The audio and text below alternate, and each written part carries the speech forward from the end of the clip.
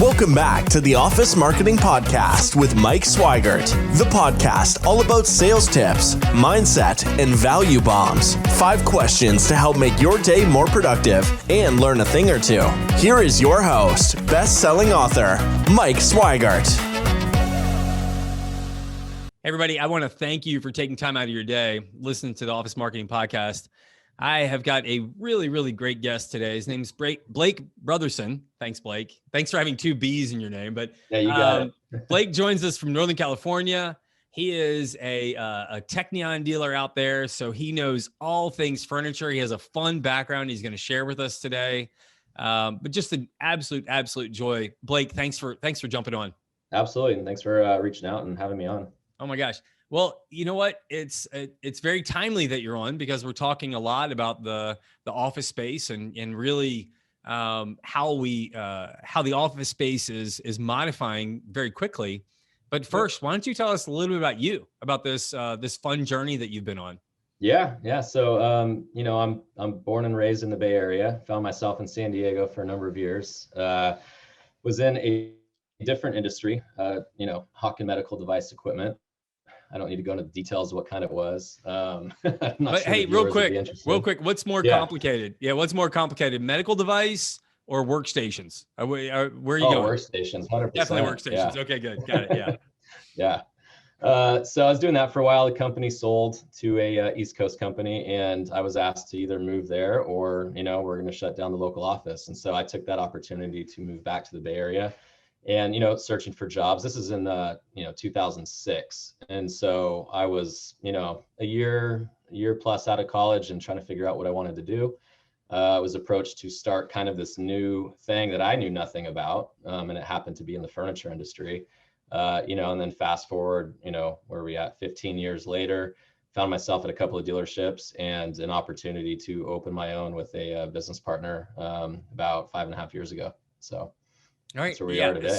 So what made you want to have your own shop? What inspired that? It could have been easy. You could have just gotten your check every other week and there's no problem there. A lot less stress. What made you want to have your own business? Oh no, that's too easy. Actually, so, I grew up with small business. My parents are small business owners, my grandparents, my uncles, now my father-in-law, my wife, her sister's husband, we are all small business owners. So growing up, it was always in my blood. I was around it every day. And I always knew that that's what I wanted to do. I felt like I was taking the time to learn the industry, but always knew that at some point I would go out on my own. And, once that right opportunity hit, I would take advantage of it. So, it was never a question. It was just more about when I was going to do it as opposed to, do you want to do it? All right. So out of all these people, can you pin down which one of them that you're like, this is one that really inspired me to want to have my own business? Oh man, that's tough. I mean, being around my parents was great because I got to see what it was running a small business. They would always probably shield us from the lows, but we obviously knew when there were highs, but I was always concerned about, I don't know, at a young age, I probably should have been a little bit, less concerned about it, but finances, like, okay, we've got this car, we've had it for 10 years. Are we going to get a new one? Can we afford a new one? Those types of things are always on my mind when they probably shouldn't have been. But so I would say watching them try to, build it, manage employees, pay bills, keep the lights on, repeat customers, all those things were just a part of our daily life. And so, looking at them and how they grew that business, I always knew that I wanted that to be a part of my life as well. Whether or not it was going to be all roses didn't matter. It was like, this is fun, so yeah, there's a lot of people listening right now going like, yeah, none of that sounds like fun to me, but yeah, I hear you. I am Blake, I'm totally going to pin you down. I need let's go to one person that really inspired you. Who is it that you really look at and you're like, you know what, if I could run my business like them, I'd want to run it like them. Okay. Well, I would say reading the Richard Branson book at a young age was something that really inspired me to do something different. My father had the book and he says, you got to read this. And I'm like, okay. And so I did. I think I waited until probably I was in college but watching him from a young age start his newspaper and then getting into music, and then, all of a sudden he just kind of grew into, my business doesn't have to be one thing. It could be anything and all things. That was pretty inspiring. And so, starting off reading that book and then seeing his, zest for adventure and his crazy balloon rides and, now the guy's in space. I mean, it's just, wild stuff that only few people can imagine ever achieving, let alone saying, I'm actually going to go do it. That I would say Richard Branson was for sure my first business inspiration. I love it. I'm a huge Richard Branson fan, and I don't know if people really understand where he starts with, but he totally starts with the customer experience first. Right. And isn't that, how much better of a world would everybody be? We'd probably be better husbands and better fathers, Exactly. And we really, lead with your audience experience first. Yep. I just got off the phone earlier today with someone. They were just, and everyone wants to tell me about their benefits and features.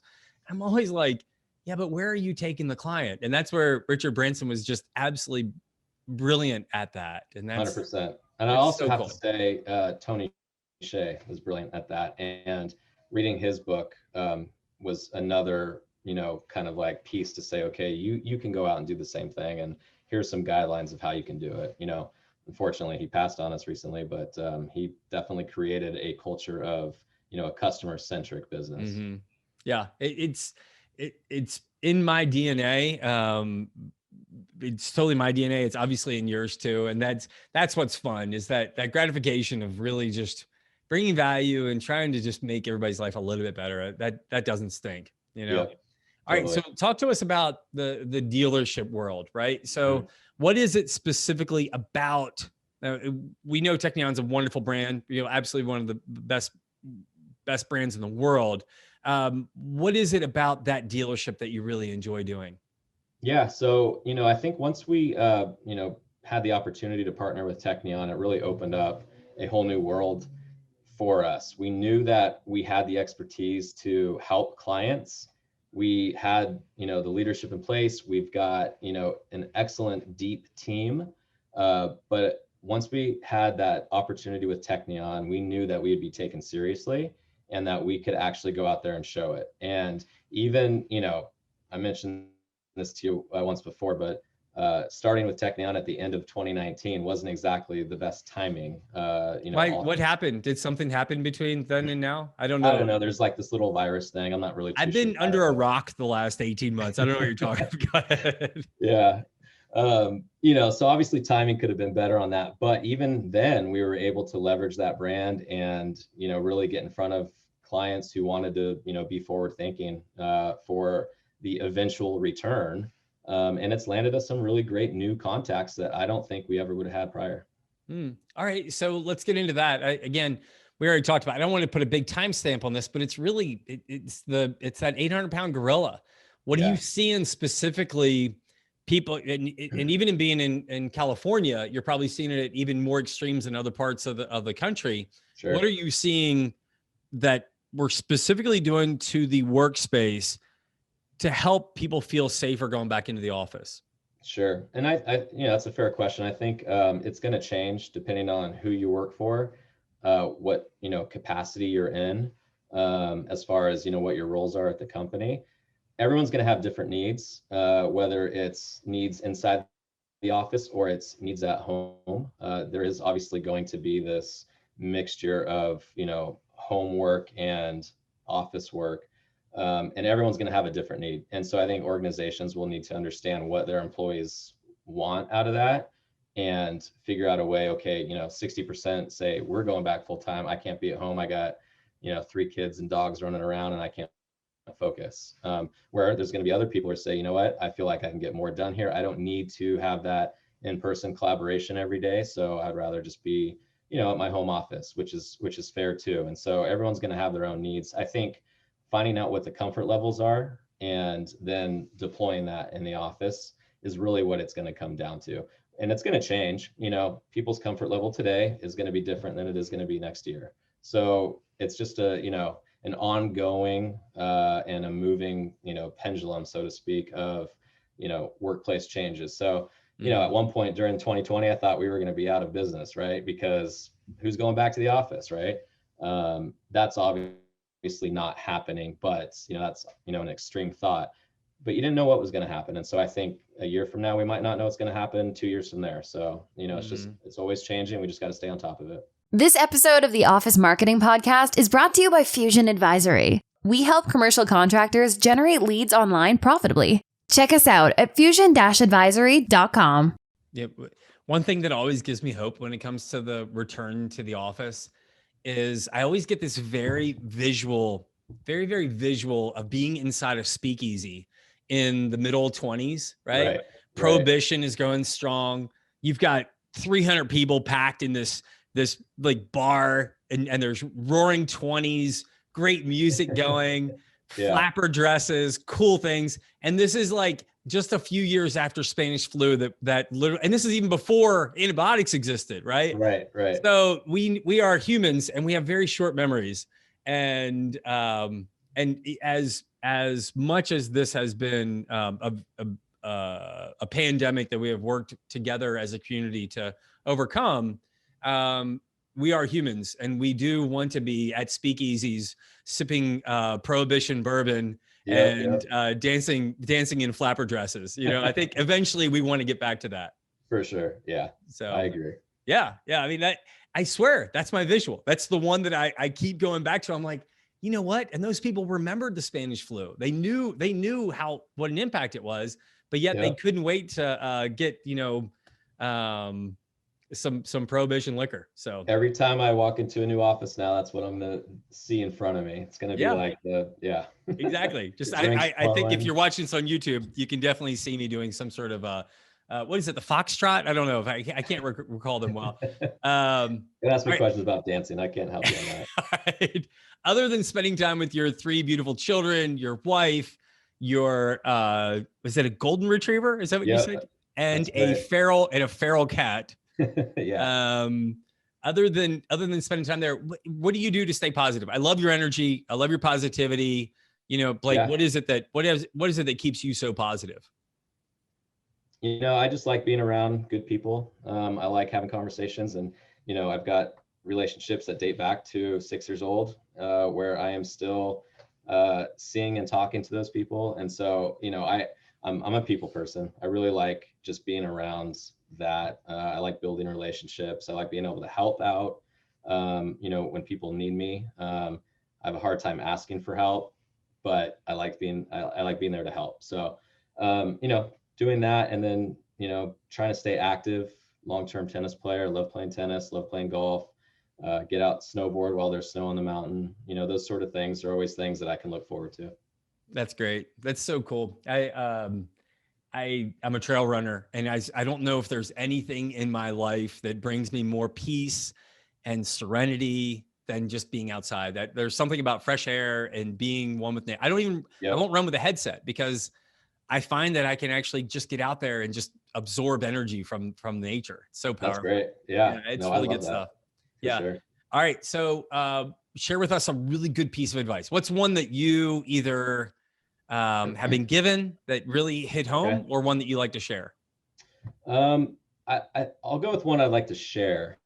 You know, I've gotten a lot of great advice over the years. I see it every day. You know, I've got mentors, and you know, I'm still learning, but I think the one piece of advice that anybody can use, no matter if it's in your business life, your home life, you know, whatever it is, it's just ask for help when you need it.